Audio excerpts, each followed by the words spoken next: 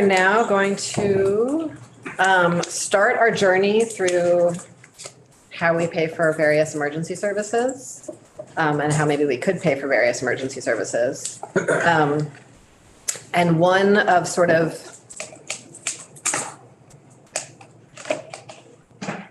the easier pieces of this like quite elaborate puzzle, or more straightforward pieces of this quite elaborate puzzle, is some of the declining revenues into USF pays for E911 and an idea of changing the way we charge for that.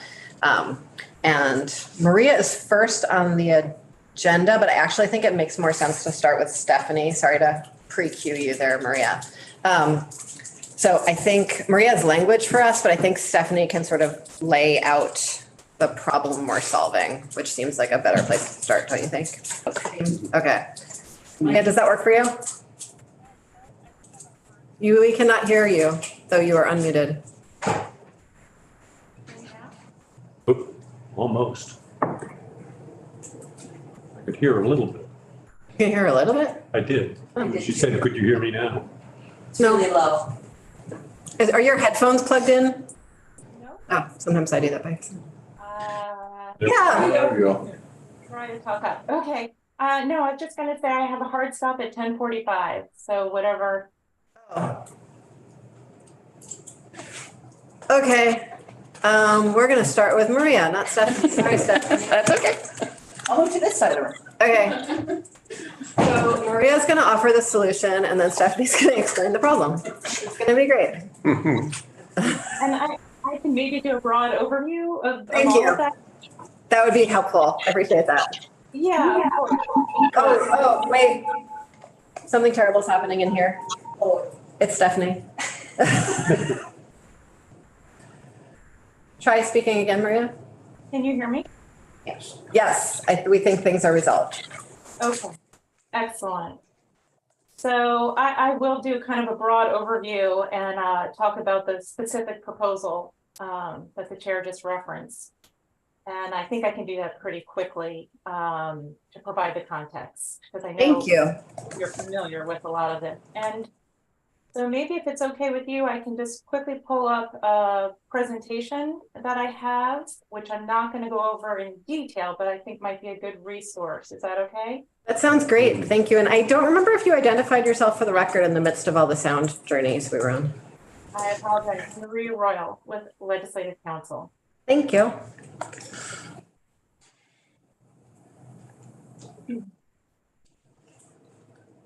So can everybody see the first slide there? Yes, thank you. Terrific. So I'm not going to go through all of the slides in this presentation. Just going to go over the highlights. But again, just to provide you some context, and it's here as a resource to the extent you want to delve deeper. But yes, as you're looking at the financing of emergency communications, in terms of the call taking, the 911 system that is funded through the Universal Service Fund, the Vermont Universal Service Fund. And as you know, that's a declining revenue source for that program. And so there are proposals on the table for your consideration. But just to highlight some of the basics. So the fund has been around since 1994. Right now, it's financed by a proportional charge on telephone bills, retail telephone bills, and that rate of charge is 2.4%, and it applies to all voice service, whether it's over a landline, whether it's a cellular mobile service, or whether it's a voice over internet protocol service. So all voice services, retail services, are subject to this 2.4% charge. In terms of the programs, in addition to 911, that are funded through this Universal Service Fund, a couple things. One, in 2019, in an effort to generate some more money for broadband initiatives, you raised the rate from 2% to 2.4%, and you specifically earmarked that 0.4% for broadband programs. So that exists in statute today. So right off the top, about 1/6 of the revenue goes towards broadband programs. Of the remaining amounts, and we'll go over some of the recent figures on the amounts in the fund. By statute, there's a list kind of not only of programs, but of priority for funding, so that if there's not enough to fully fund all the programs, this is the order in which they are funded by statute. So the fiscal agent, which administers the fund, gets paid for administrative expenses. Then there is the telecom relay service, which is a program and service for hard of hearing impaired individuals. There's the Lifeline program, the state Lifeline program, which is a subsidy for low-income households. It's about $4.25 per line. And then there's the 911 system, which draws down most of the funding that's available.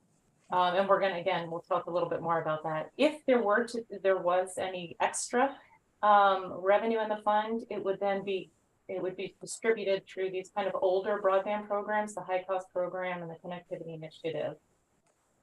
These predated the current Vermont Community Broadband Board and the grant programs that are being administered through that entity. So I'm not going to spend a whole lot of time here. This is here just for your background purposes about how, some of the changes that have been made to the rate of charge over the years.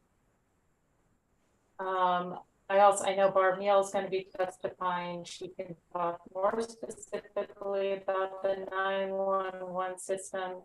The one thing that I just wanted to mention in terms of the money that, that goes to the 911 fund, you'll see in terms of the allowed disbursements, it's specifically for call taking, that is provided by the public safety answering points, the 6 of them that are in the state of Vermont. But what is not allowed, and because this is a conversation that's coming up in the context of emergency communications, are the fund cannot be used currently to fund any dispatch services. So you have the 911 call taking, they receive the calls, and then if they're trained to dispatch, they dispatch the first responder, ambulance, fire, police, whatever. If they're not trained to perform the dispatching function, the 911 call taker would transfer the call to the appropriate dispatch center. So I just wanted to be really clear about the current structure and what the fund can currently be used for. So then looking with some of the more recent figures about how much money is in the fund. Right now, that 2.4% generates about $5.2 million annually. 17%, as I said, goes to broadband. That's about $900,000. And then you can kind of see the amount of money that's going towards the fiscal agent, the relay service, the Lifeline. I think I have that the percentage points are probably reversed there and fix that. But then the remaining amount, $4 million, goes to the 911 fund. About 4 years ago, the amount of money that was generated was not sufficient to fully fund 911. Some of the pandemic funding that you received was able to help cover the shortfall. And just to give you an example, last year, the General Assembly appropriated $1.3 million in general funds to fully fund the 911 budget. So quickly, why has there been a decline in the revenue generated by the 2.4% charge?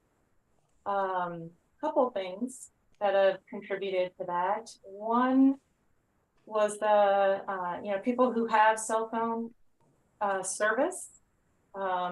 Many of them opted to discontinue their landline service over the old copper telephone lines. That's, I believe, the Department of Public Service basically said that trend has pretty much stabilized. People who are keeping their landline service in addition to their phone service are are kind of staying with both services, or they might not have the option of the cell service currently. So that's leveled out for the most part.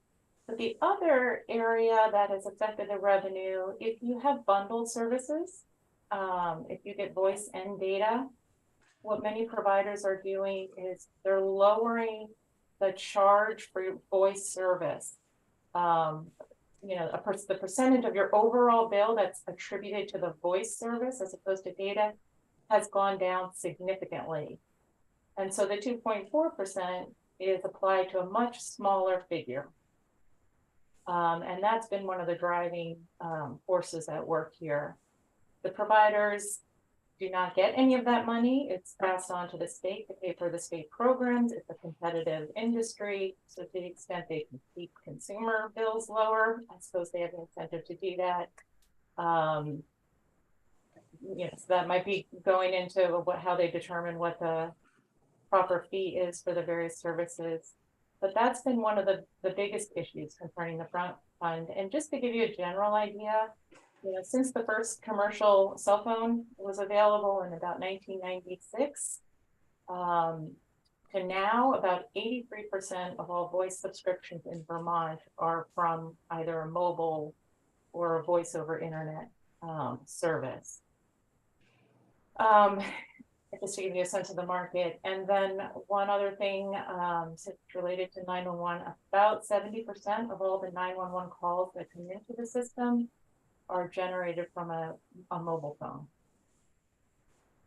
So the General Assembly a couple of years ago, recognizing that there was insufficient funding through the Universal Service Fund to cover all of the programs, specifically 911, asked the Agency of Administration to do a study and come up with a sustainable funding source and look at some potential proposals. I think Stephanie is going to talk a little bit about that report that came in last January in greater detail, but just two things I wanted to highlight, and this is actually the last slide that I was prepared to present here, but two things. One, the agency itself, just to be clear, recommended that 911 be funded with general funds. And if there were any excess capacity in the Vermont Universal Service Fund, that would go towards cellular connectivity initiatives. But they did look at an alternative financing mechanism for the Universal Service Fund. And that would be a change to the contribution factor, the charge. So instead of a percentage proportional charge, there was a proposal to establish a connection charge, which would be a monthly fixed fee for each voice line in service.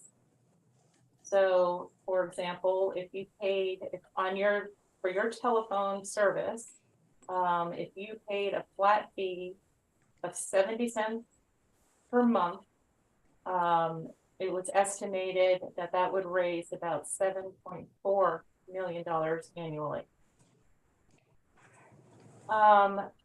So it addresses that issue about, a provider allocating smaller amounts for voice service by just saying, regardless, it's going to be a 70% fee. And that, in that sense, would stabilize the revenue and make it a little bit more predictable. Under the proposal that we kind of quickly walked through, now a month or two ago, and the proposal that was looked at the very end of last session, both in the House Energy and Technology Committee and the Finance Committee. Under that proposal, there would still be that 17% earmark for broadband. There's also a carve out for prepaid wireless. So these are the calling cards that you can buy at a retail store. Usually you pay for $10, $20 for a certain number of calling minutes. There's a carve out for that, and they would still pay as they're paying now, the 2.4% at the point of sale. But otherwise, all of the other lines would be subject to this flat fee.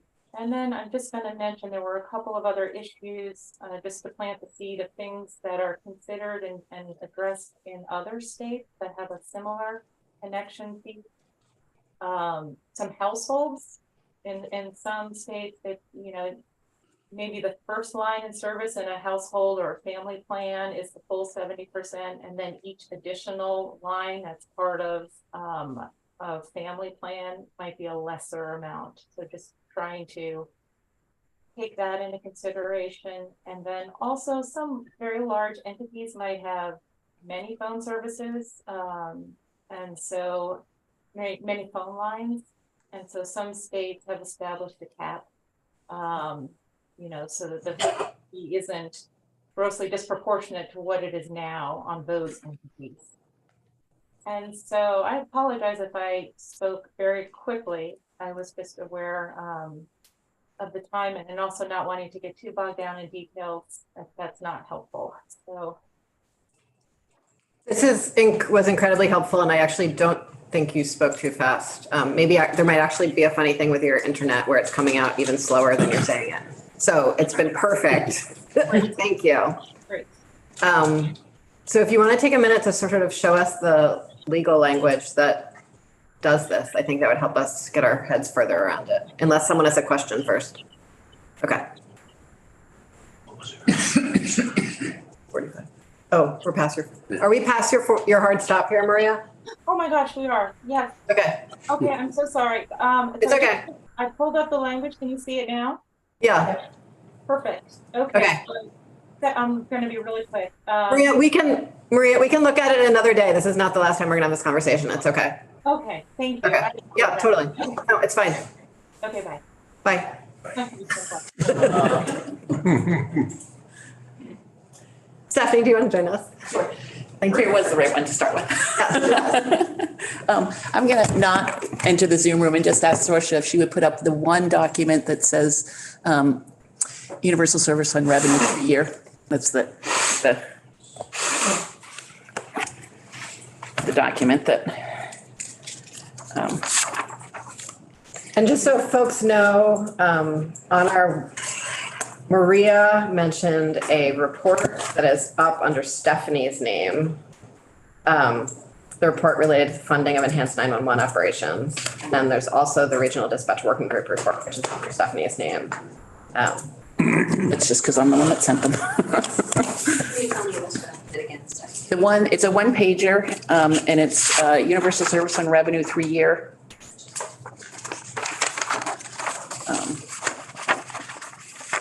So Stephanie Barrett from the Joint Fiscal Office. And I'm going to start with just reiterating the decline in the Universal Service Fund revenue. This page is from the June 2022, so last year's fiscal year ending report on the fund. And the top line that you see that I have highlighted in yellow, that is the charge that is the 2.4% right now. And you can see how that has declined from 20 to 22.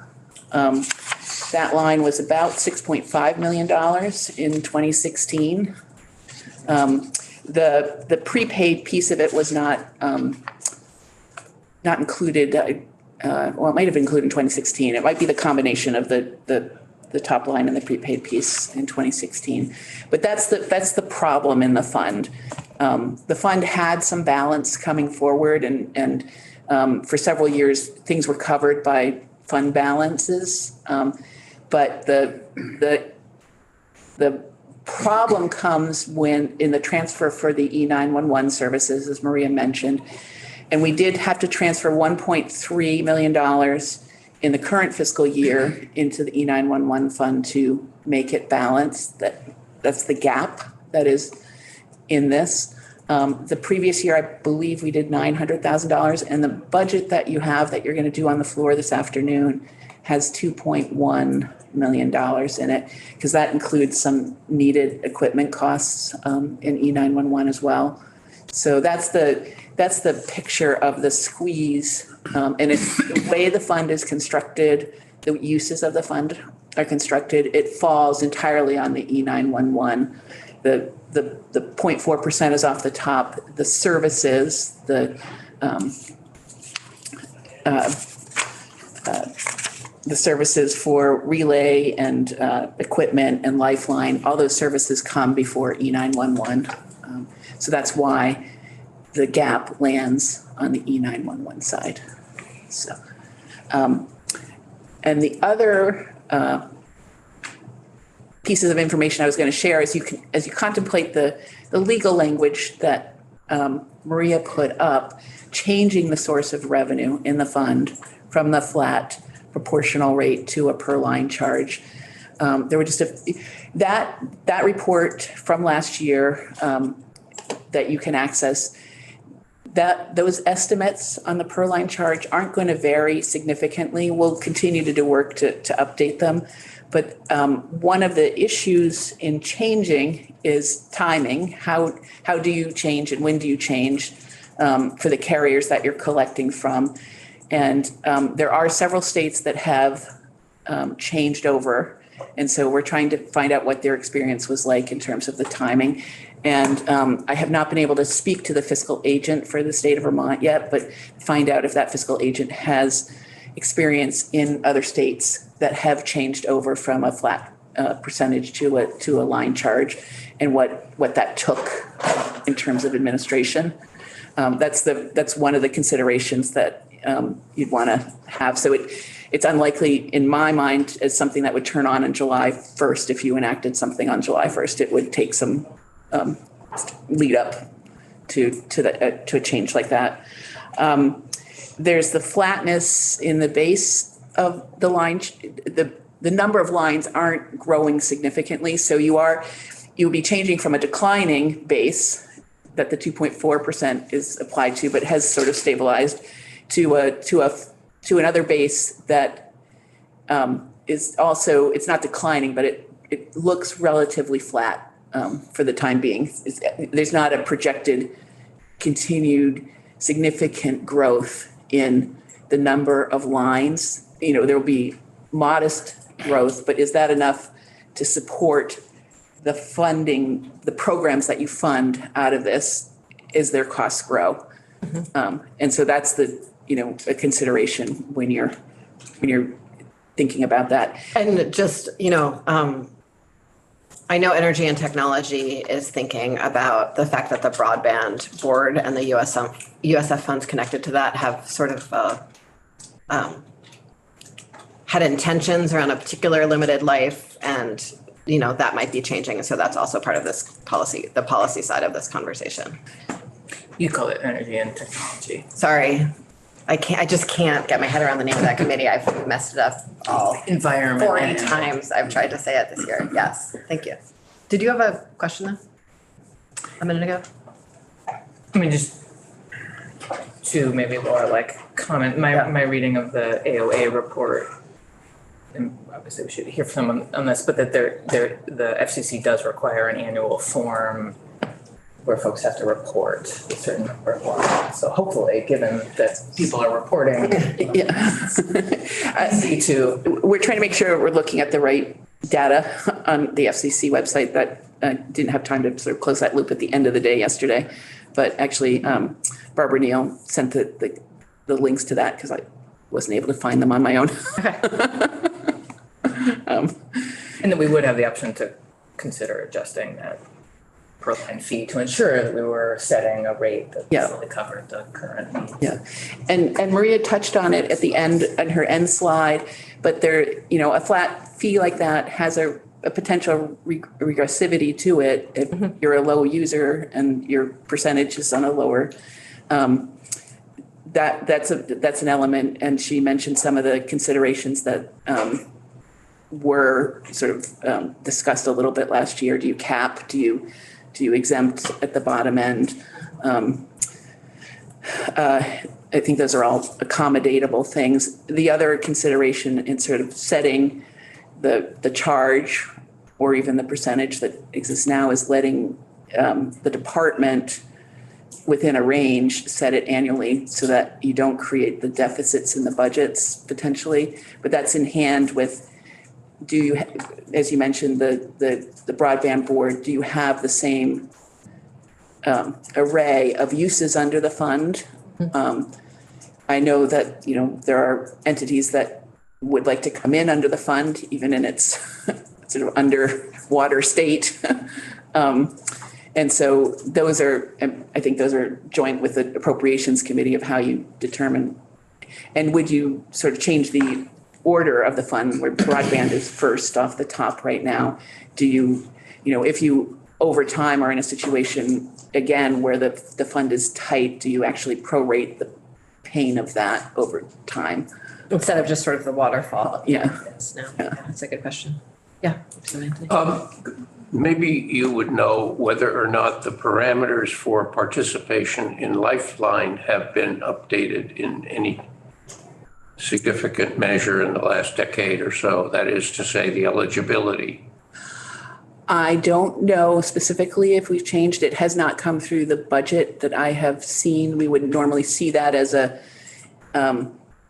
budgetary item. If the eligibility expanded, we would see an increase in the ask for the special fund that is through in the Agency of Human Services where that's paid. So that I asked that because of your comment about regressivity and just figuring out whether you could compensate by changing the eligibility. One question, yeah. Yeah. It would for the folks that are eligible for Lifeline, the regressivity might be beyond that population too, potentially. But.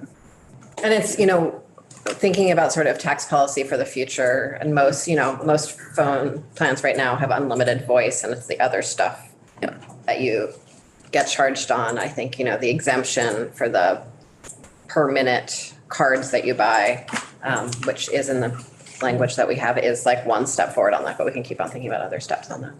Yeah. Are there other pieces of this puzzle that you have to share with us right now, Stephanie?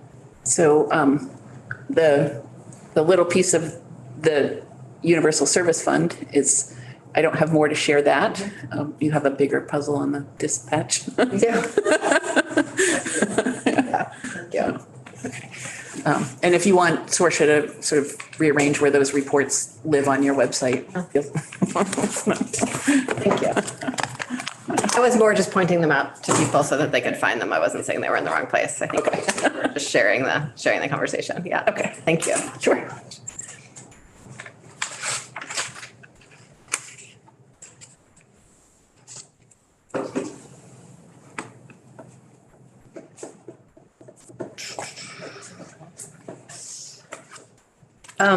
Captain White.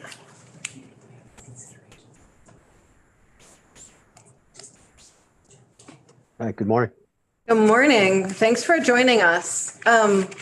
So the puzzle, and folks who thought they were sort of in front of Captain White in the queue, he has a time limit that was shared with me. So if you ever have a time limit that you should share with me, please share that with me. I actually don't. I wrapped up with government ops already, and I'm good for the rest of the day. Okay. Do you mind if I come back to you in a minute then? No, not Thank at you all. very much. I appreciate that. So I think I'm going to go to Ms. Neal next, if that works for you, Ms. Neal. Yes, it does. Good morning, everyone. Good morning. Thank you. So the puzzle that we're trying to unpack here today is that we have sort of three separate conversations that are happening in various policy committees, and we are trying to get a little bit to be running parallel with them to understand how these various programs are financed now and could be financed into the future. And so I know that you're part of the Enhanced 911 board, and were very involved in the dispatch working group. And so would love to hear about, I know most of the dispatch working group's work was about the sort of mechanics of dispatch, which we are less interested in this room. But I know there was a little bit near the end of the report about sort of financing options for that I would love to hear about. Okay. For the record, I'm Barbara Neal, Executive Director of the Enhanced 911 Board. I do think that Paul White is probably best prepared to give you an overview of the working group report, but I was a Okay. member of that committee. Oh, then we can go to him. I'm sorry, I'm not navigating this very, Well, that's okay. Okay. I would have comments, just a couple on the discussion that was just had about the structural universal service fund. great. Go for that. And then we'll go to Captain White and then we can come back to you even if you want. Okay, okay.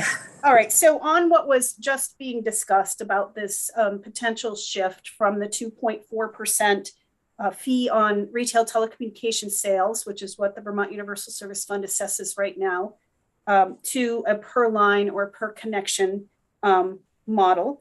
I've just not deeply familiar with the legislation that's on the table, but I can tell you that the revenue shortfalls in the Vermont Universal Service Fund have been an ongoing issue for the 911 program for several years now. And I think Stephanie explained some of the general fund transfers that have had to happen have happened over the past couple of years, kind of to keep us afloat. There is in the governor's recommended budget for FY24 a recommendation for a $1.3 million transfer for that keeping afloat.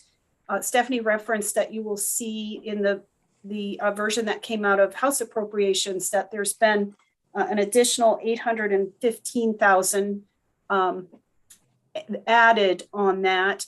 That is for necessary system upgrade costs that will be upcoming over the next few years.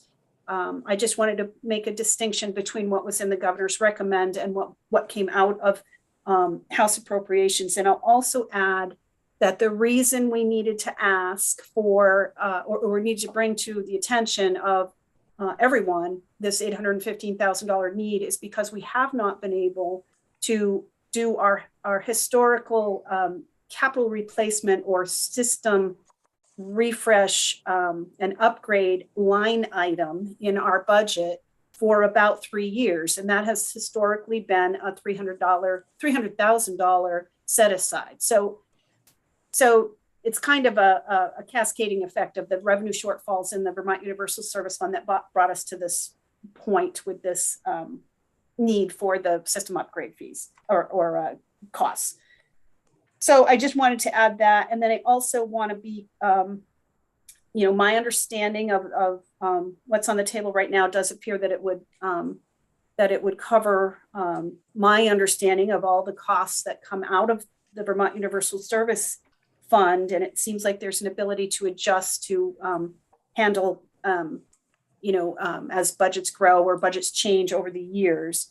But I do want to be clear that I don't know the impact that this change would have on all of the end users and all of the subscribers. And that impact, though, I think would certainly impact what the administration's position would be on this. So I just want to be clear that I don't know about that. But I wanted you to be aware of kind of the history of the impacts of the Universal Service Fund revenue shortfalls on my world of 911. So that's it on that. I'm happy to defer back over to Paul White or wherever you want to go at this point. Yeah, we have a question for you or thought. So I think again, like we're clearly most interested in like the revenue piece. Could you just at like a high level talk about what the USF fund transfer covers for E911 and like how that fits to like the conversation around regionalization of this like dispatch and sort of what we expect the future of 911 service to look like, if that's easy to do and at a high level. Sure. So back in 1994, and I won't go year by year through the history here, but back in 1994, the Enhanced 911 Board was created by the legislature to be the single governmental agency responsible for the statewide 911 system in Vermont. And so the board and the staff that it hired designed and implemented a statewide system that has evolved over the years, using in all cases, a contracted system provider for the technology piece for how calls actually get delivered to a public safety answering point, and has also set the standards for training and certification of Vermont's 911 call takers across the state. Those 911 call takers are employed by 5 different law enforcement agencies who operate Vermont's 6 public safety answering points. So we have formal agreements with the Department of Public Safety, who operates 2 centers, and 3 local police departments, including Hartford, who's on the call today, and also the Lamoille County Sheriff's Department, to provide 911 call taking services for the 911 board.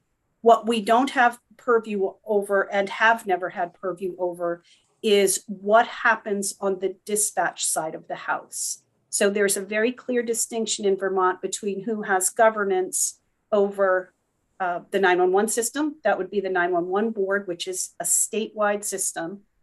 And there are different governance models in place for the dispatch centers, which include the 6 public safety answering points and about 40 other agencies around Vermont that do only dispatching, not taking calls directly from 911. Can you explain the difference between, sorry, that's like a basic question, but between 911 and then dispatching?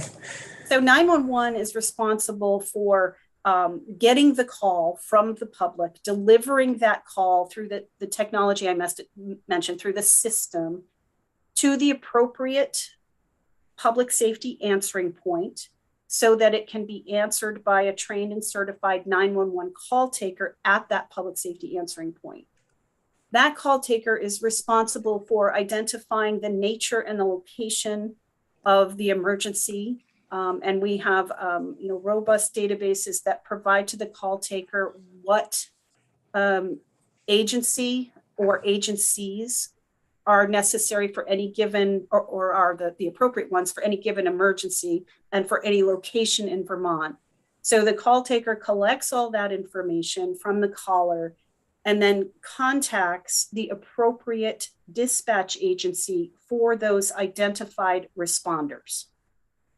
Now, just to muddy the waters, sometimes the PSAP that answers the 911 call also provides the dispatch function for for some or all of the needed responders.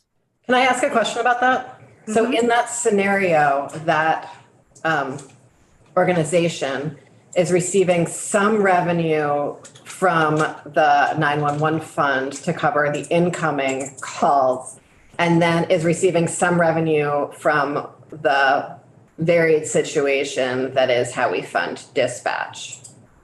That is correct, okay. Sort of. So there is, so the 911 board does provide what I would call a stipend to the 6 public safety answering points for the 911 call taking services.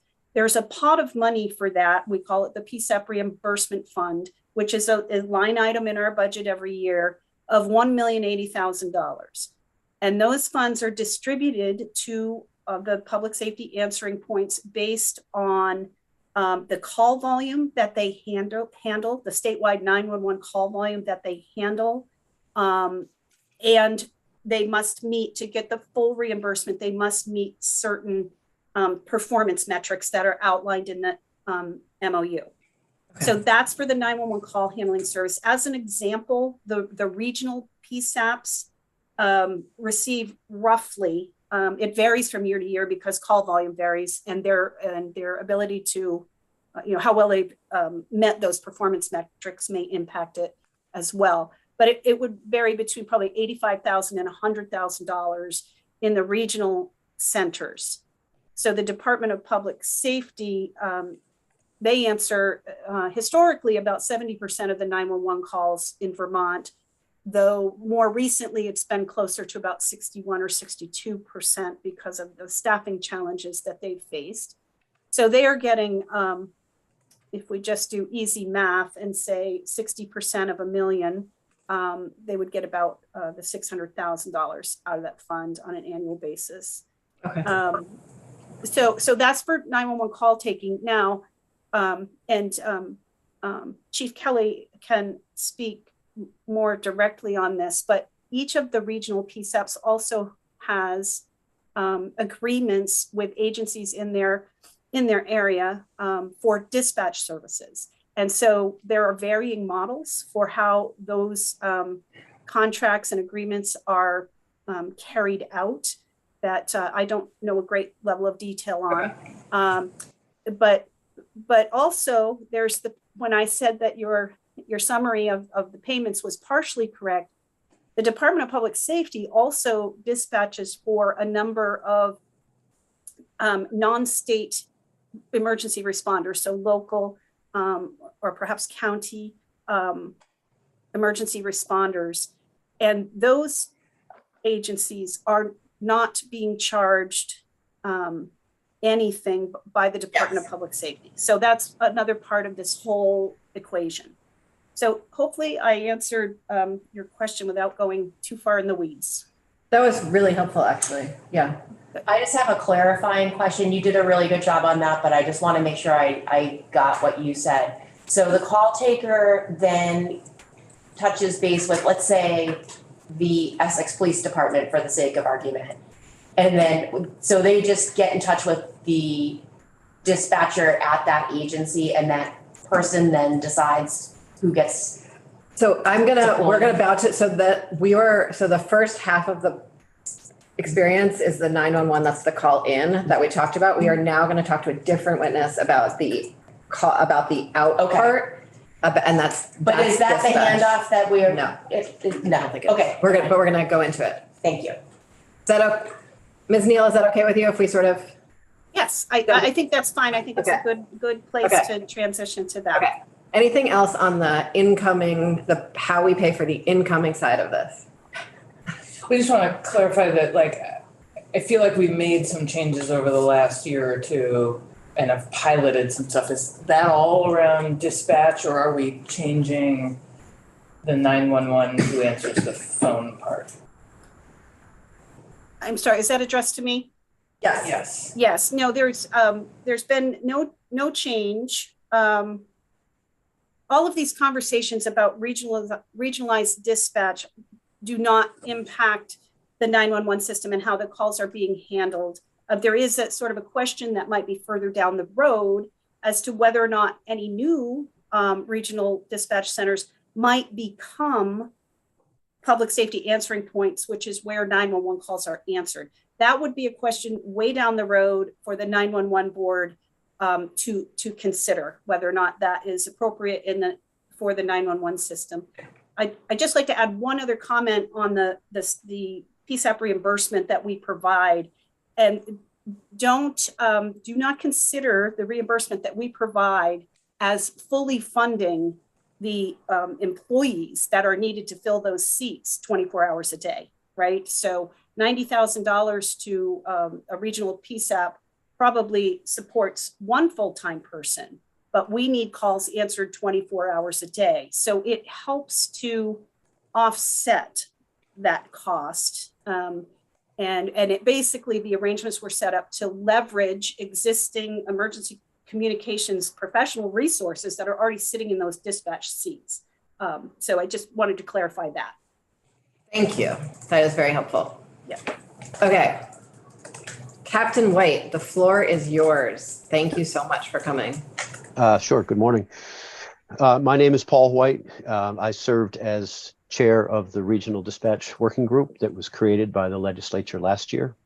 I also currently serve as chair of the Barrytown Select Board, and I was appointed to the Dispatch Working Group by the Vermont League of Cities and Towns to represent municipalities.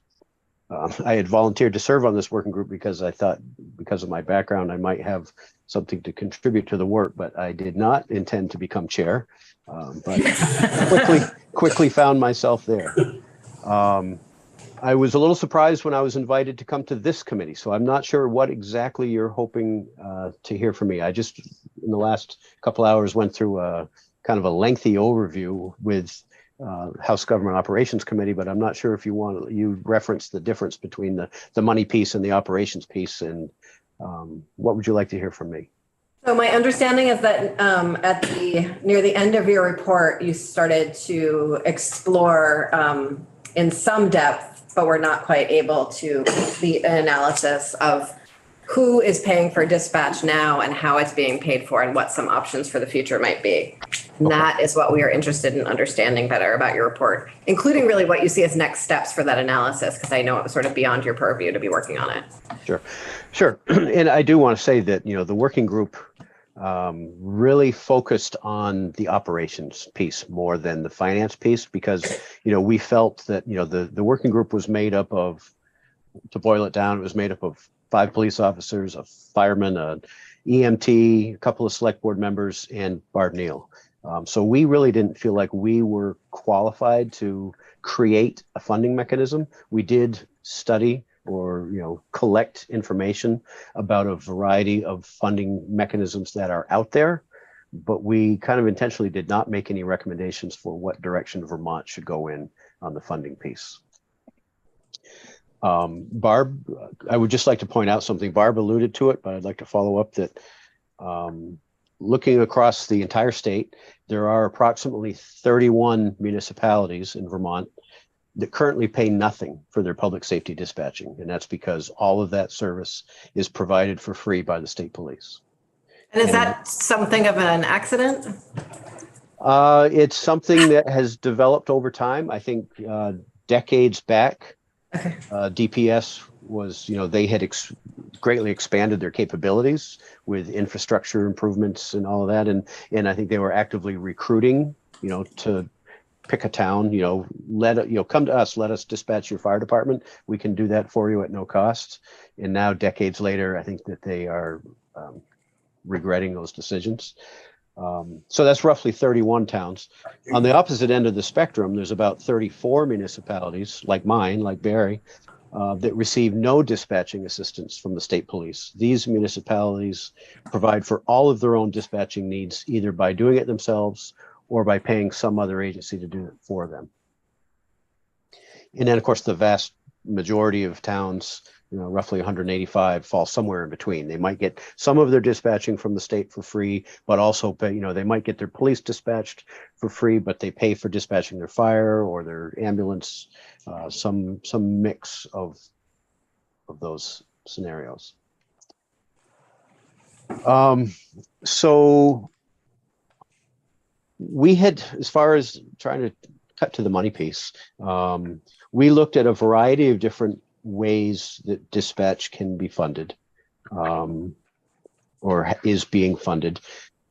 A lot of them we looked at are out of state, so there are, Barb referenced the 6 PSAPs that currently receive 911 calls. And she said 40, I thought the number was around 30, but there's a whole collection of entities in Vermont that provide dispatching services. But there also are 6 located in our neighboring states, in New Hampshire, New York, and Massachusetts, that even though they're located out of state, they provide dispatching service to Vermont agencies. And so we also looked at how they get paid. And they generally they fall into sort of like a blending of basing their fee structure on a town's grand list, how many calls they generate in any given year, as a proportion of the total calls handled by that dispatch center. I think all of the existing dispatch centers fall into one of those 2 camps or some blending of them. Like, for example, the Barre Town uses the Lamoille County Sheriff for our dispatch service. And the amount that we get charged by the sheriff is based on, the way the sheriff charges the Lamoille County towns is it's a combination of pick a town like Stowe. Stowe's grand list compared to the whole county's grand list. And then Stowe's volume of calls compared to the entire county's volume of calls. And somehow Roger has a formula where he mixes those 2 together and comes up with how much of his operational budget is attributable to the town of Stowe based on their grand list and their call volume. And then the towns are paying out of their regular, how are the towns raising funds to pay for that? Well, I can only speak for Barre Town, but I assume that every town is probably the same, and it comes from our general revenue based upon our local property taxes. And does anyone else have something? Because I can keep on going, yeah. I'm just curious how, what sort of cost trends have been over time? Are dispatch services been steady, rising, declining? In recent years, I'd say they've been pretty steady. You know, what prompted us to go, it's kind of unique that Barrytown is in Washington County, but we're getting our dispatch service from Lamoille County. Going back 20 years, Barrytown used to be one of those communities whose police department was dispatched for free by the state, and our fire department was dispatched by the city of Barry, and our ambulance service was provided by a nonprofit regional ambulance service. So it was kind of all over the map. Then a decision was made to bring all of our dispatching needs under one house. We were with the city of Barry for a number of years. Prices were increasing pretty dramatically back in, I'm trying to remember when that occurred, back in maybe the early 2000s and maybe mid 2000s. And the decision was ultimately made to make the jump to Lamoille because they were offering a competitive service. But in recent years, it's been pretty steady. And I mean, it seems like quite a patchwork of different solutions in different places. And, you know, in some cases, the state is sort of coordinating that. And in other cases, it's left to communities to do that coordination. Is there kind of consensus about where the right place is to, if we were to build a more coordinated system? Is it this, you know, state police providing that, or finding a consistent way to regionalize this? And I believe we've like piloted some regionalization grants. Like, which direction are we headed about who holds this work and coordinates it? Well, that is definitely the question of the hour. I mean, you're absolutely right. It's a total patchwork. I'll use the town of Berlin as a perfect example. Right now, the town of Berlin's police department is dispatched for free by the state police out of Williston. Berlin's fire department is dispatched for a fee by the city of Montpelier. And Berlin's ambulance service is provided by Barrytown, which gets dispatching from Lamoille County. So it's a total patchwork. And there is no single entity that sort of coordinates all of this. I don't want to get too far ahead of myself. I'm sure you're aware of the bill coming from the Senate on this very subject, and they are proposing to designate a state entity that would assume responsibility for all dispatching across the board, both the existing and future proposed centers. Whether or not that's the right way to go, I'm not entirely sure, but I do believe that there needs to be some state oversight. As you know, the move is to create more regional centers.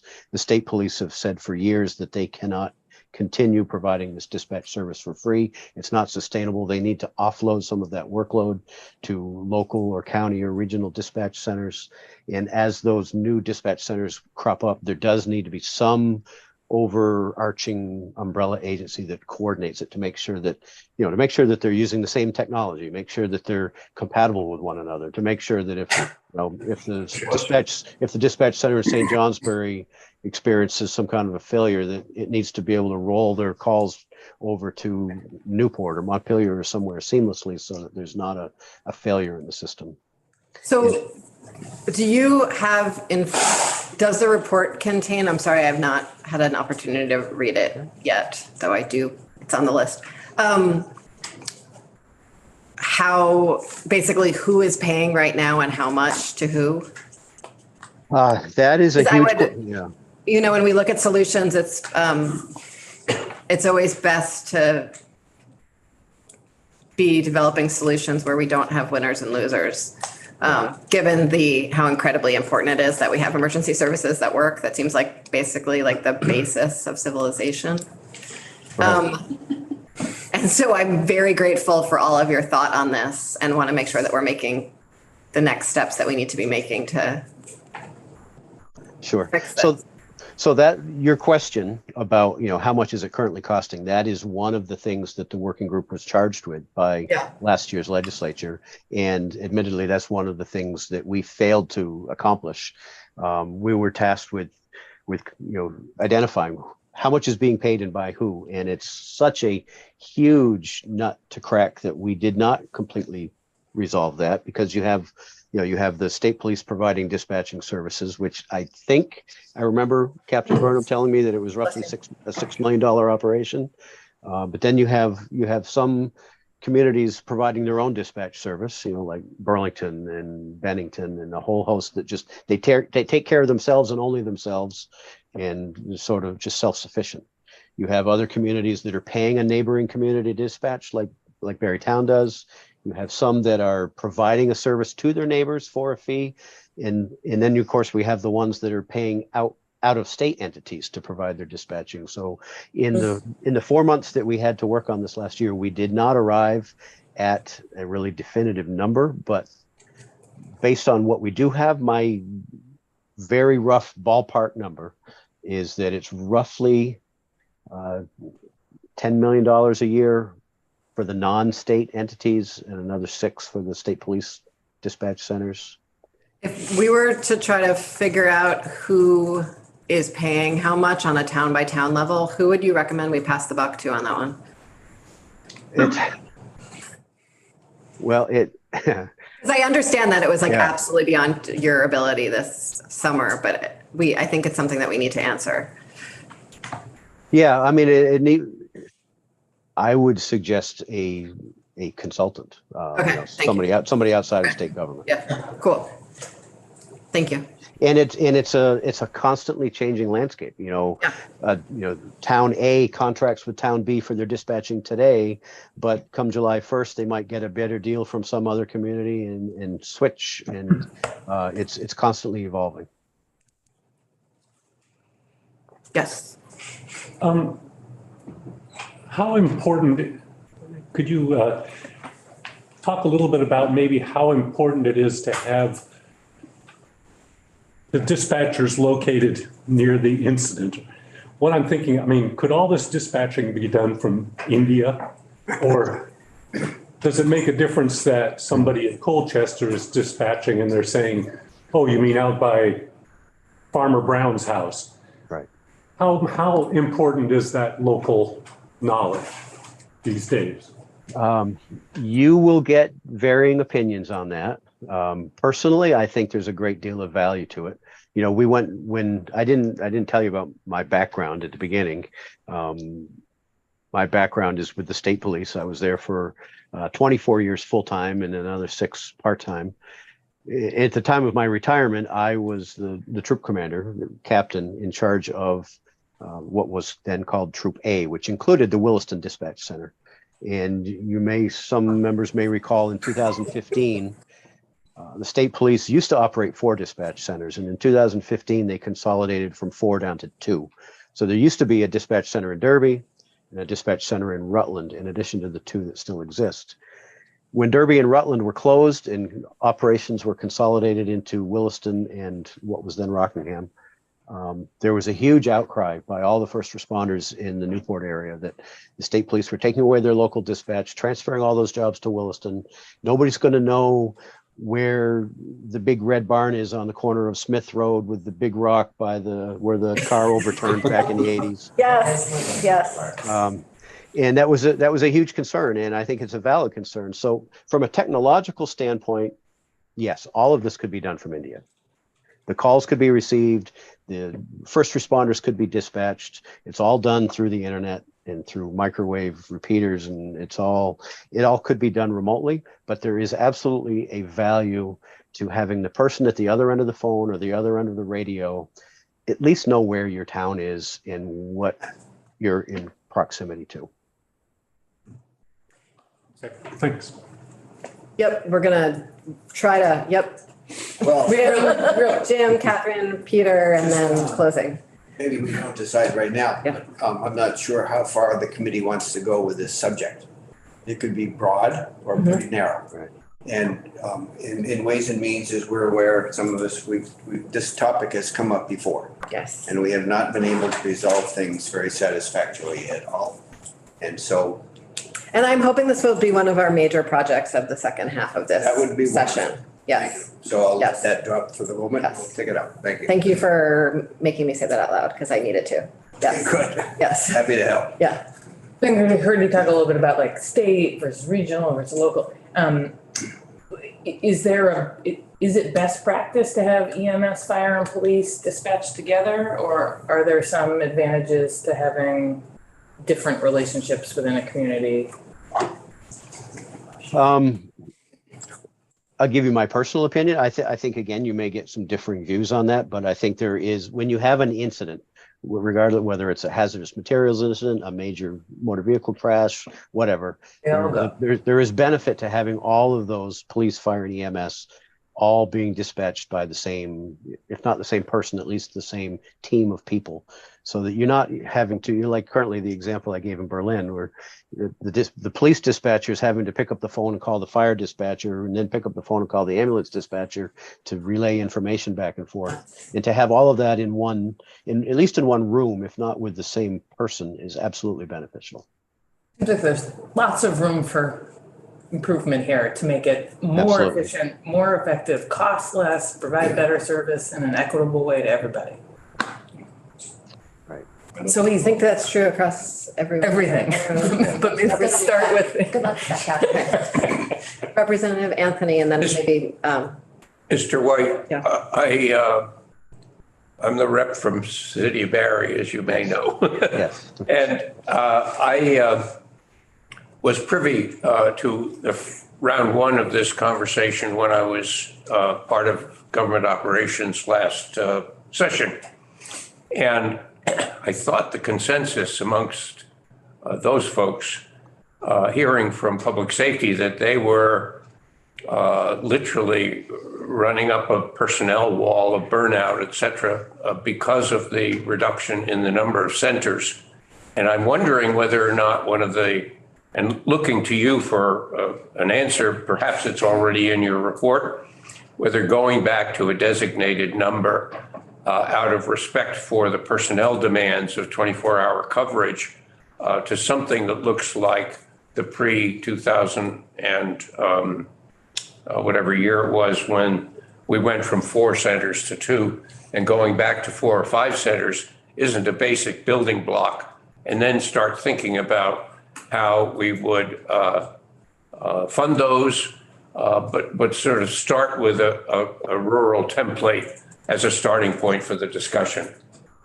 and Representative Anthony, I appreciate your question. I'm looking forward to hearing the answer, and GovOps is going to figure that out for us. Okay. We're just going to be ready to figure out how to fund it when they do. With all due respect, unless there's It a is. building block, we can't price it. I mean, that's a problem. It is, but we also can't wait because then we will never finish our work, so.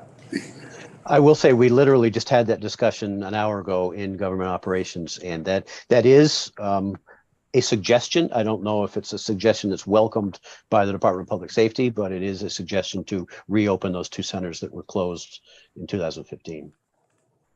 Thank you. Were there? Thank you. Is there anything else you want to share with us? I imagine we're going to invite you back, unfortunately, for you. No, that's fine. I know that you probably are pressed for time.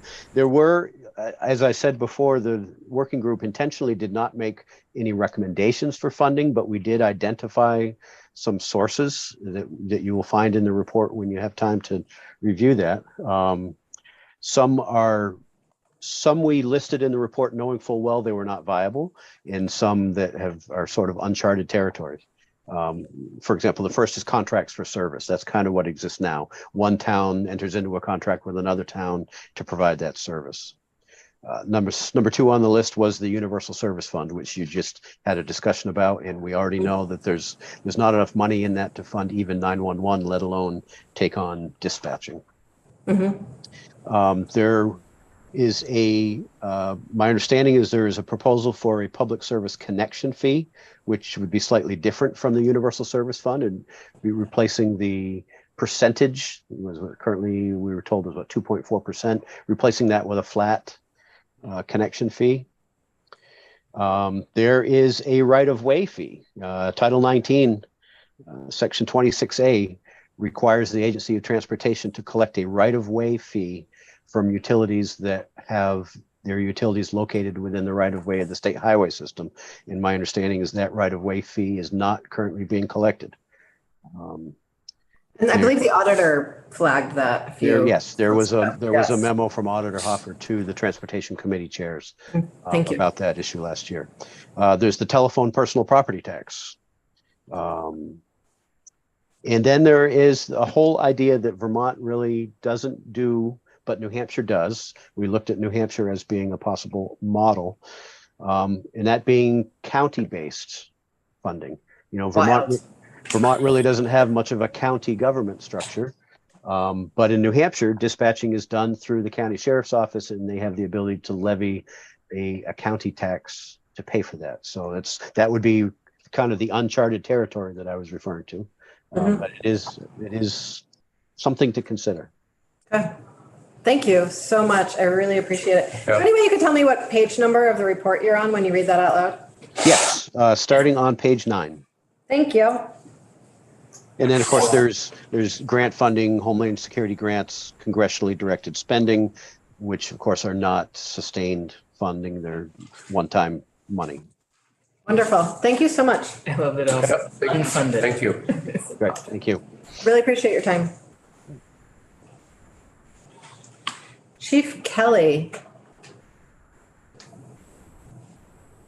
Are you here? You are. Look, your buttons are changing. That is great. Hello. Hello, Hello. I am, there we go. There you are. I'm Deputy Chief Connie Kelly of the Hartford Police Department. And just so you guys are aware, with me, I have our IT person, Marty Morse, who did our fee schedule, which I emailed to Miss Anderson. And Thank you. Fire Chief Cooney and our lead dispatcher, Scott Smith, is in my office with me. You just can't see them Oh, all. thank you. I appreciate that. Sure. So you've heard much of our conversation. We're trying to figure out basically, how to pay for whatever system we wind up with. And a lot of that is how things are being paid for now. And so would love to hear your thoughts. Sure. So we are a municipal regional dispatch center. We run 24/7. We have 11 dispatchers currently on staff. We have one vacancy at the time, for the time being. We receive approximately $90,000 from the 911 board for our PSAP center. And we dispatch for 3 police departments, 12 fire departments, and 7 emergency service agencies throughout the listed towns. Do you guys have our fee schedule up? Is that available to you? Yeah, we do. It's posted on our website. Thank you. So the way it's broken down, it's by population, police calls, traffic stops, fire department calls, and EMS calls. And then it's calculated to the total call volume. So the sum of all of those. They're then broken down into percentages by each town. And then we have our administrative fee. So basically that's for maintenance of all of our equipment, our staffing, basically the behind the scenes operations that, right down to the office supplies that is required to do the job. Dispatching, a lot of times you're taking paper notes or you're typing notes into a computer. So that type of stuff is into our administrative fee. Actually, I'm going to defer to Marty because she has created this amazing worksheet. So she can actually speak to it a lot better than I can. Okay, wonderful. Hi, good morning. Can you say your name for the record for us? Thank you. Martha Morse, M-O-R-S-E. And I was tasked with coming up with a spreadsheet based on our previous chief and how he did the billing. The population information is in there just as reference. Basically, you're taking our operating budget, you're subtracting out the revenue and coming up with a dynamic budget. From there, we adjusted that dynamic budget down to take into account that Hartford has the majority of the calls that come into the center.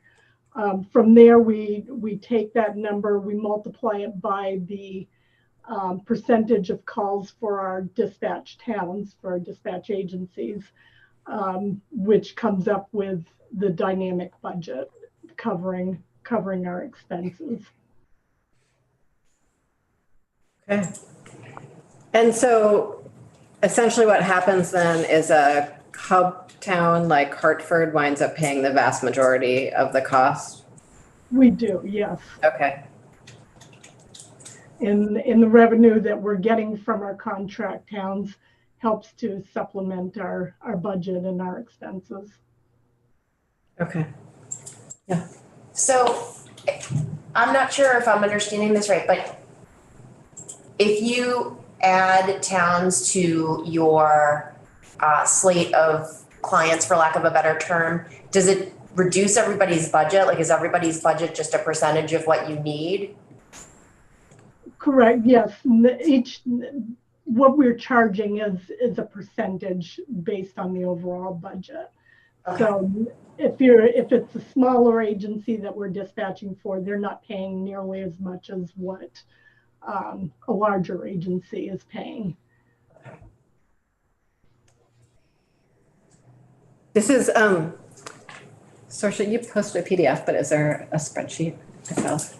I could. Yeah, I'm not saying. Can you I'm tell not us the saying- spreadsheet? Yes. Thank you. So we have the PDF posted, but I really appreciate you on our website, but Saoirse's going to send us all the spreadsheet itself because we can't post spreadsheets because of technology limitations. And so I really appreciate that because it'll be helpful to actually play with it as we move forward on this conversation. Yeah. I just would love to hear a little bit about, do you have a sense of like where your rates are compared to other neighboring dispatch folks, and what do you hear about why some communities contract with you and why some don't? So yes, at one point the state police had put out what an approximate fee schedule would be. We fell in line with them and our other neighboring agencies. We feel like we're in the ballpark. The biggest reason why we see people coming to us and wanting to stay with us, and we've had agencies reach out to us wanting to come to us, is the technology piece. We are very proactive in our computer-aided dispatching center software, which makes dispatching major incidents a lot easier for the personnel and staff. We have pre-plans that are in the computer-aided dispatching that allow us to automatically get mutual aid going. When we have a structure fire, we already know what they want for a response. So there is no waiting for them to tell us what to do. We know what we're supposed to do, and we just move forward and we make those calls. Yeah, and some of the other pieces within the CAD system, some of our agencies have mobile data terminals, which they are able to access the call information, update their own units. We also have the technology that's pushing the call and the information out to cell phones as we're dispatching it over the radios. So the technology piece is huge, and it takes a lot of stress off of the staff members and knowing what they are supposed to do. I'm just curious if you have your own response to the question about state versus regional and aggregation of fire, EMS, and police. Well, just the fact that if you keep things local, we know our communities. You know, if somebody, for an example, if you have a tourist in town and they go off the road, they may not be able to see a street sign or even know what route they're on, or they think they're on Route 4, they're on Route 5, but they're able to give a general description of the area that they're in. And more often than not, our dispatchers are able to figure out where they are and get services to them. So that regional knowledge is incredibly important. And I can give you an example. We had an OnStar, going back several years, an OnStar call that came in, and it was mapping to a certain road, and the card rolled over into a pond. Well, I know the area, and I know there's not a pond on the road that's mapping to, but I know across Route 4 on Dewey's Mill, there is a pond. And that's where the car had gone off, even though it was mapping to a different area. You know, the person said they rolled over, they were entrapped in a vehicle. That local knowledge to me is incredible. I'm really, so I'm from Brattleboro, and often when I look at a lot of these how a lot of these calculations have been made, including yours, I see a huge amount of the cost and burden sitting on hub towns like Brattleboro or White River Junction or Hartford, however I should best describe your community. And I'm curious that you've sort of essentially set up a system that seems to do that yourselves. And so I'm wondering about your thinking on that burden / responsibility that you all are holding in terms of, you created a spreadsheet that puts so much of the cost on you. We create most of the calls. Yeah. Yeah, we're a 24-hour fire department, EMS agency, and we're a 24-hour police department. We have a very high call volume.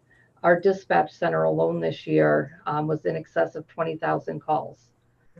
That's from 911 and our local calls for our own agency that they handled, and the other agencies that are listed that we contract for. But that's 20,000 phone calls. That's not, and calls for service. That's not just generalized phone calls of, hey, who do I call for this or who do I call for that? That's actually what creates some documentation. They do far more than that. Okay. Thank you very much. Yeah. Thank you so much for being with us. I'm looking at your spreadsheet. This is super helpful and really really helps to give us a good idea of what kind of money we're talking about. It seems like you have really sort of figured this out. And I just want to ask a couple questions about the spreadsheet. I noticed it looks like, you're right, Hartford generates most of the call volume, but then you've got Norwich and Windsor sort of looks like right behind you based on the money. Is that correct? That is correct. And those agencies, they're police agencies. Windsor also does fire and EMS calls. So again, their call volume is up there enough that they are charged more. And the mobile technology. Yeah, and with the mobile technology piece of it, that also plays into it. But yes, Windsor and Norwich and Hartford are definitely the three agencies that pay the most. What does just a question about the community column all the way over on the left? You've got some in gray and some in green. Are the gray ones that you're just dispatching fire for? Is that right, or is that something else? No, that green column, that was actually there showing what was billed in our current fiscal year. No, I think he's talking. Oh, Okay, I'm sorry, I'm looking at the wrong end. No, I just, that was just breaking up the communities. Sorry, I'm looking down through, I'm trying to remember why I color coded them. If I'm trying to recall my current events correctly, Norwich doesn't have a police department right now. Is that right? So they do have a police. They do. Okay. All right. Yeah. So you're just lumping everything that you do for them into one line? Correct. Okay. Well, Hartford is going to be police, fire, EMS. Norwich is just going to be police. Windsor was broken down into police and fire. Because they have two different budgets, we broke down the administrative fee for them so it'd be easier for their budgets. Heartland is going to be multi-agency. That's going to be both fire and EMS. Weathersfield is fire department. However, their PD is looking to come on with us. Okay. Well, this is very helpful. Thank you. I really appreciate this. Thank you so much for joining us today. I really appreciate it. And we might invite you to join us again if you don't mind. And design. Thank you. You're welcome. Gwen, last but not least, thank you for joining us. I'm sorry that we have been so curious with all of our previous witnesses. I don't know how much I can add. Okay. Gwen Zackoff, Vermont League of Cities and Towns. I don't know exactly what you want me to focus on. Happy to talk about anything. I know that, You know, we're beginning this conversation. We are not ending it here. And so I guess I'd say, like, what are things you want to make sure that we're thinking about or questions we're asking as we move through the next few weeks? in terms of the money side. The money side, yes.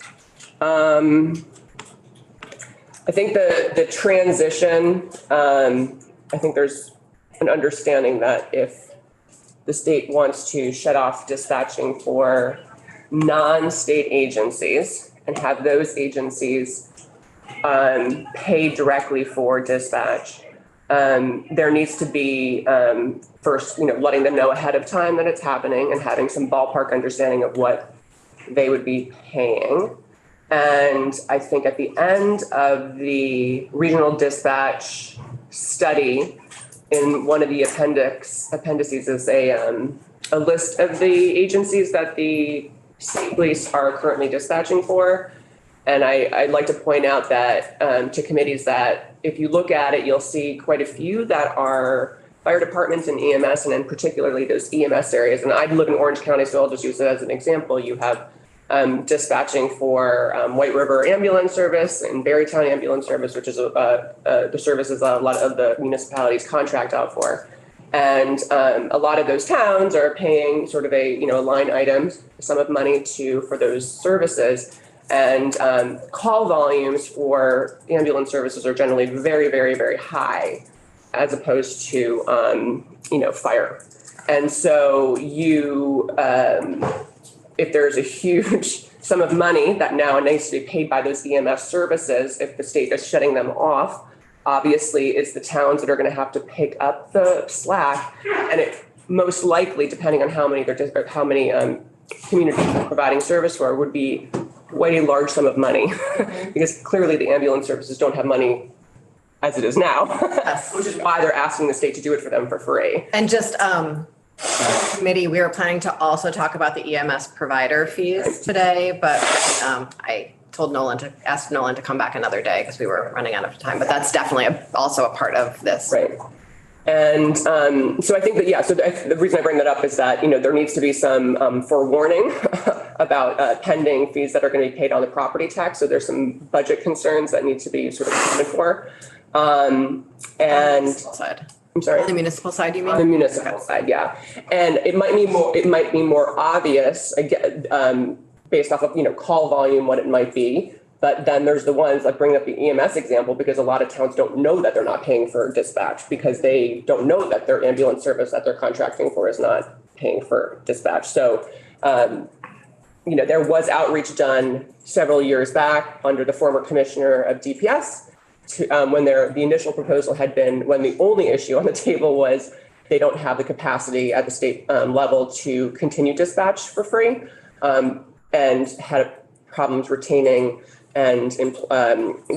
dispatchers at the state. They had come up with sort of that fee schedule. I think it was mentioned a little bit earlier.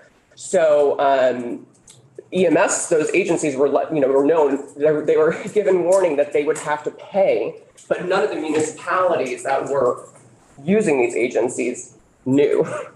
So there was an assumption that people were given forewarning, but it really, it sort of stopped at the agency level, and a lot of those agencies didn't let the municipalities know that that was something that was pending, and didn't even know what the final sum would have been. And that, I don't know if is the committee interested in hearing about the Senate bill proposal, or are we steering away from that issue right now, the S-139? You're welcome to speak to that if you want to. Well, I guess I'll just, the only reason I bring it up is because there's a funding formula in there that would put There's algebra in legislation, which I thought was exciting. Just like, sort of exploded. I was pretty excited. And Paul White had mentioned that, not maybe in this committee, I'm sorry, he was in GovOps earlier, but that it's complicated, it's hard to understand for the average Joe, I would say. And the initial ask from the legislature last year when they put forth the ask for the report from the study committee was that whatever it would cost would not impact the local property tax. And the proposal clearly would be entirely on the property tax to not only fund dispatch, but also fund an oversight and sort of the statewide system, which obviously would cost more than what is currently the cost for those that are even paying 100% of dispatch, like Berrytown, for example, because you're providing more services, it's going to cost more money. So. Did you just I'm curious if you have anything to add about like how we get at that total cost question? That would be a really great question for Senator Watson and Hardy, because I sort of understand it, but I also don't understand it enough to why they just decided to use that model and exactly where the number, because there's a base fee based off of call volume. It's, there's a set formula, but the problem from our perspective, at least at this point, is when my towns come to me and say, well, there's a formula, it's based off of fees, it's based off of a base fee. We don't know what that base fee is. We don't know what the call volume is. It's almost impossible to give them a ballpark of what they're going to anticipate budgeting for, because those numbers are anywhere. And I guess my question is more like, if we wanted to better understand the current system and what the current costs are in this patchwork, complicated, everyone's got their own spreadsheet or not, how can we get at just even current? Paul White had said getting an outside consultant, because that was a huge problem. I wasn't on the study committee, but I attended almost all the meetings, and they had asked VLCT, what is the lay of the land? And I think when you look at the appendix and see the hundreds of agencies that exist out there and how some are, has been said, dispatch on their own, contract out, don't pay. They're like a good example is Wilmington. They have a fire department, or police and fire, but they provide their own dispatching. But after hours, they loop onto the state system because they don't have 24/7, 365. So it is. I wouldn't say impossible. I'm sure someone could do it, but it is like the biggest Rubik's cube you can imagine to sort of slice and dice and figure out exactly what is being paid by every town at every level. When we're talking about like EMS, for example, there's the dispatch maybe is unknown, and then the full cost of our EMS system and the gap between reimbursements. There's unknowns here to try to figure out. Yes, and I think Paul can correct me, I don't know if he's still on, correct me if I'm wrong, but when that question came up, which was like, okay, let's just get the understanding of what the global cost is that appendix, including that information, was sort of to set the stage to say, this is what we do know. And anything beyond this would require incredible human power and resources to investigate and quantify. And it's always changing because, like we said earlier, towns are constantly looking for a better deal, better service. Orange County again, Sheriff's Department provided dispatching, new sheriff comes into town, isn't interested in doing dispatching, no longer dispatching for Orange County. So I'm on the volunteer fire department in my community in Brookfield. So we are now being dispatched out by Berry City out of just, because it just happened. And so it's constantly changing. Incredible. It's fun.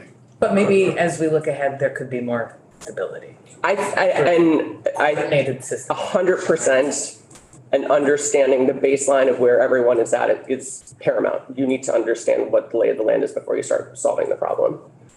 Representative Anthony. I have to say again, I recognize the chair's lecture or advice to me to stick with the money and don't talk about architecture, but I think I have to know what the league is willing to tolerate in terms of imposition, because I think there will be some communities where we have to impose standards, we have to impose some parameters on this chaos. I don't see any way around this. I'll be the bad guy and say, I think this and I think that, but in the end, it's not local control in its pure form.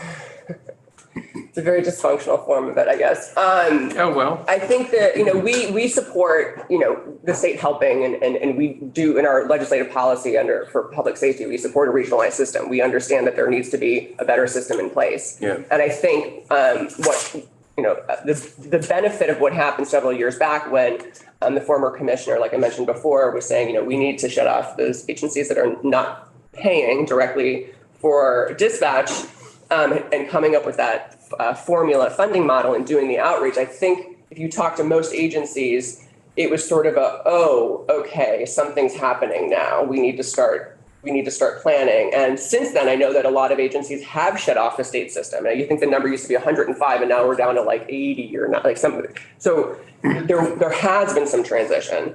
So I think if you'd asked me that question 5 years ago, it would be a different answer. I think now there's a recognition that those communities that aren't paying directly for dispatch will have to start doing that to some degree. Now, beyond that, when you're talking about modernizing the system and centralizing it at the state level, if you're doing any sort of oversight or anything in addition to, if you're talking about agencies having to adjust their, if you're, whether you're Roger Marcoux in Lamoille County or you're Berry City or someone else, how much do you have to change in order to meet some new standards that are set by the state? That, I think, is where you're going to get a little bit more pushback from us, and particularly if it's putting more pressure on the property tax, because as this committee knows, that's all we have at the local level other than 13 to 16 towns with local option tax, which most of those towns use for transportation and infrastructure and other things. So I think the question earlier was like, well, how do towns pay for it? I don't know of any town that doesn't pay for it other than on their property tax. I don't think any town that has a local option tax uses it to pay for dispatch. Thank you, Gwen. One last question. And this is going to be a quick clarifying question. I just want to be clear what the state's position is for the statewide dispatch that currently towns are not paying for. Is it that they want the towns to go find other services, or do they possibly just want to charge towns? Or I'm just not. I can't speak for the commissioner, but I think that's changed over time. And the current position, as I understand it, is that they don't have the capacity to do what they're doing, and they're looking to shed off, and they're not interested in putting forth a funding scheme to charge. That, again, was not what was going on, in my opinion, 4 or 5 years ago under the former commissioner when they put that sort of fee schedule out. But I think that's changed, but I can't speak for Commissioner Morrison. Thank you. Thank you, Gwen. Thank you so much. Thank you, Gwen. So we're going to eat and go to the floor. Yep.